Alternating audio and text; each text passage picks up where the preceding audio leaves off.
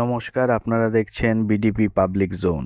সঙ্গীতশিল্পী জুবিন গর্গের মৃত্যু সাধারণ জলে ডুবে না বিষ প্রয়োগ করে পরিকল্পিতভাবে হত্যা, এটা পরিষ্কার হবে 11 অক্টোবর, এমনটাই জানালেন মুখ্যমন্ত্রী হিমন্ত বিশ্ব শর্মা।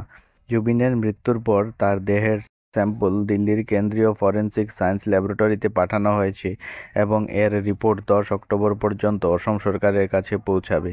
শনিবার সন্ধ্যায় গুয়াহাটিতে জুবিনের বাড়িতে উপস্থিত হন মুখ্যমন্ত্রী এবং সেখানে প্রায় 1 ঘন্টা তার পরিবারের লোকেদের সঙ্গে কথা বলেন। সেখান থেকে বেরিয়ে মুখ্যমন্ত্রী সংবাদ মাধ্যমকে জানান, মৃত্যুর তদন্তের কোনো দিক বাদ রাখা হচ্ছে না, তবে চূড়ান্ত কথা বলার আগে সমস্ত পরীক্ষার রিপোর্ট হাতে আসা দরকার। তিনি বলেন, জুবিনের মৃত্যু গোটা রাজ্যের লোকেদের কাছে একটা ভয়ঙ্কর খবর ছিল। সবাই জানতে চাইছেন আসলে কিভাবে মৃত্যু হয়েছিল। আমরা সব তথ্য সময় মতো জনগণের কাছে তুলে ধরব। তার শরীরের ভিসেরা স্যাম্পল দিল্লিতে পাঠানো হয়েছিল কারণ আমরা পরীক্ষা করে জানতে চেয়েছি যে তাকে বিষ খাইয়ে হত্যা করা হয়েছিল কি না। দিল্লি থেকে 10 তারিখের মধ্যে রিপোর্ট আমাদের কাছে আসবে এবং 11 তারিখ পর্যন্ত আমরা গোটা বিষয় পরিষ্কারভাবে জানতে পারব। যেহেতু এটি তদন্তের আওতায় রয়েছে, যতটুকু তথ্য জনসমক্ষে তুলে ধরা যায় আমরা চেষ্টা করব। শিল্পী জুবিন গর্গের রহস্যজনক মৃত্যু নিয়ে এসআইটির তদন্তের মধ্যেই সিআইডি থানার ভারপ্রাপ্ত আধিকারিক জয়ন্ত বর্মনকে শনিবার তাৎক্ষণিকভাবে বদলি করা হয়েছে।